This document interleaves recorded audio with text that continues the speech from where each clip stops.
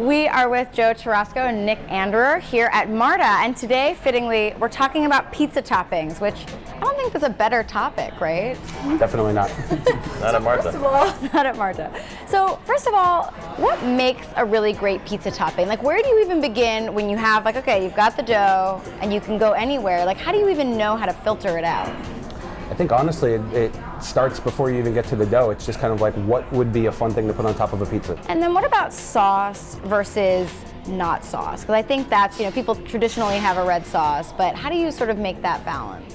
Well, first and foremost, I think simpler the better. So when we're working with tomato sauce, we're working with the best possible tomatoes we can find, and we do nothing to them. And then in terms of topping, some things taste better with tomato sauce, some things taste better without. So, sometimes we'll opt to use bechamel or just plain cheese baked on top of dough instead of using any red sauce at all. So it really is whatever your heart desires. And then let's talk about the amount of toppings and how you balance. Because I think for me, I'm someone who's like, oh, I'm gonna throw on prosciutto, and then I'm gonna throw artichokes, and I'm gonna throw arugula, and then you're like, oh no, my pizza's falling apart. Like, how do you decide that ratio of like when enough is enough? It's that same idea as like when you go to the, build your own burrito at home and you always overstuff it and just packing it full of flavor. I think we look for aggressive ingredients to put on there. Since we're putting so much fewer ingredients, they need to pack and punch. We're obsessed with Rome and Roman cuisine, and all those kinds of ingredients lend themselves well to pizza, even though they're generally considered pasta toppings. Things like carbonara, things like cacio e pepe, black pepper, salty pecorino cheese, like Joe said. These are all ingredients that really pack a punch without having to add a whole lot of weight to the dough. I think probably our most popular pie, surely our biggest seller, is a roasted mushroom pie of chanterelle mushrooms and hen of the woods that we actually pre-roast in the pizza oven before service so that it gets this like great smoky roasted mushroom flavor. So that on top of a pie with a little bit of fontina, mozzarella, and you're already like experiencing something pretty hearty for not having any meat on it. The other cool thing about vegetables is you can think of pizzas almost as like a canvas for a salad. Like you can build a salad on top of the pizza. So when tomato season's around, we do heirloom tomatoes and buffalo mozzarella. Some cheeses are stronger than others. So how do you figure out the right amount, and how do you figure out when to put the cheese on?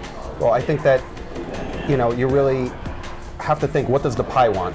Like when we make that, you have to ask the pie. The pie will tell you.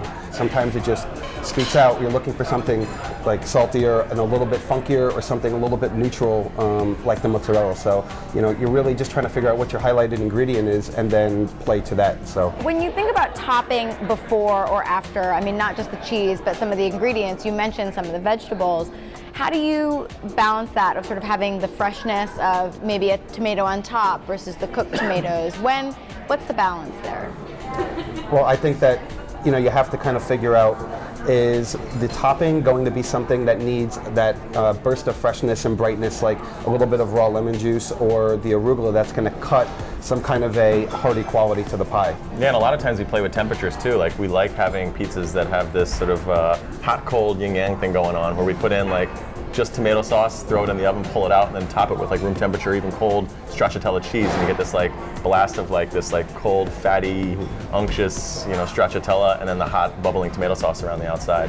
Pretty cool. Was there one that you were like, oh my God, I did not think this would work, and it did? Well, I'm not saying that every pizza we've ever made has come out amazing, but I've never really experienced an ingredient that's just doesn't belong. I'm gonna have to back him up on this one, because we've tasted a million pizzas here. Pizza's like the cure-all for anything that you want to do. It's just like, yeah. I think in the beginning we were just messing around, and we put mashed potatoes on the pie as a sauce to start it off, and it was something I did just messing around. But as it came out, you're like, this kind of actually works.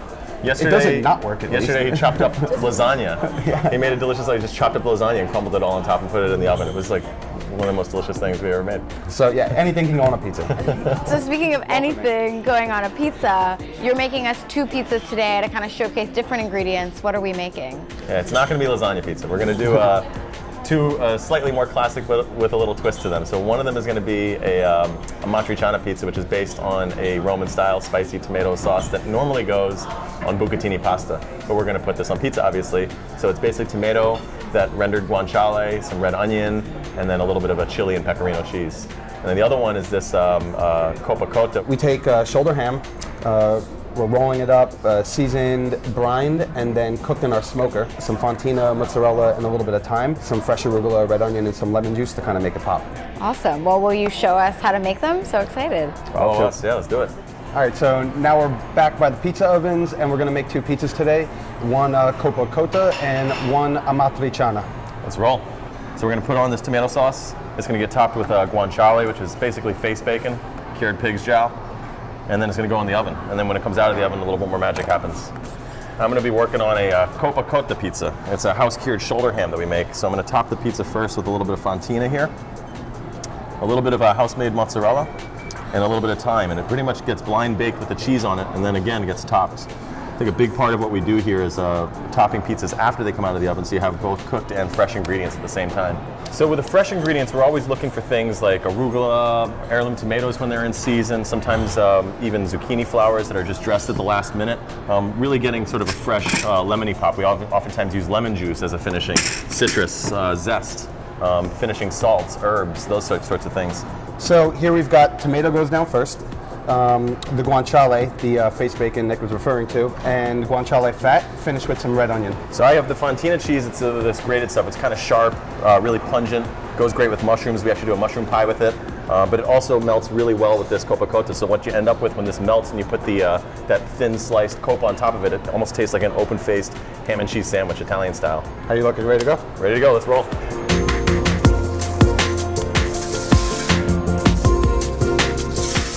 And now I'm putting the pizzas in the oven according to the topping. So like I like to put the red sauce pies on the hotter part of the oven, whereas the pies that don't have a topping on it, you like to put on the cooler side of the oven to kind of let it go nice and slow and cook all the way through. Okay, so now the pizzas are out of the oven. They're ready to get topped. We have all this beautiful stuff to put on top of here. I'm going to be working with this coppa cotta, the shoulder ham, arugula, some red onions, lemon juice, and olive oil. And then he's going to finish off this amatriciana sauce with what? Pecorino cheese. What else? Roman pasta sauce. Pecorino cheese, a little bit of black pepper, and ground pepperoncino. So this shoulder ham here, we basically take pork shoulders, debone them, roll them out. Joe seasons them, smokes them. Well, first brines them, then smokes them. And then you end up with this beautiful looking spiral cut ham. What we're looking for is something that is somewhat minimalistic, but still unctuous, still delicious, still salty. So the pecorino, after many taste tests, we figured out exactly how much to put on. Thanks for watching how we top our thin crust Roman style pizzas here at Marta.